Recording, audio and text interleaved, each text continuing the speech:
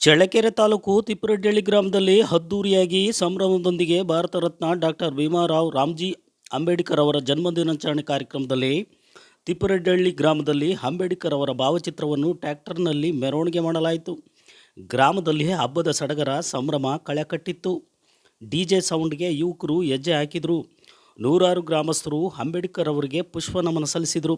ಈ ಜಯಂತಿ ಕಾರ್ಯಕ್ರಮದಲ್ಲಿ ಬಿಜೆಪಿಯ ಮಂಡಲ ಅಧ್ಯಕ್ಷ Mallesh, taluk nodal lab officer H Thippeswamy, ಮಾಜಿ ಗ್ರಾಮ ಪಂಚಾಯತಿ ಸದಸ್ಯ Ningappa, Suresh, Nagaiah, Shivanna, surveyor N Thippeswamy, Thipperudrappa, KEB, Ramesh, Sindhu, Manoj, Shiva, Anand, Sangamesh, Jani, Chandrashekar, Jairam, ಮಹಿಳೆಯರಾದ ಸುಧಮ್ಮ, ಲಕ್ಷ್ಮಿ, ದಿವ್ಯಾ, ವಿಶಾಲಾಕ್ಷಮ್ಮ, ಹೊನ್ನೂರಕ್ಕ, ಮಂಜಮ್ಮ, ಪವಿತ್ರ, ತ್ರಿವೇಣಿ, ಕಾವ್ಯ ಹಾಗೂ ಹಟ್ಟಿಯ ಯಜಮಾನರು, ಹಿರಿಯ ಮುಖಂಡರು ಈ ಒಂದು ಜಯಂತಿಯಲ್ಲಿ ಪಾಲ್ಗೊಂಡಿದ್ದರು.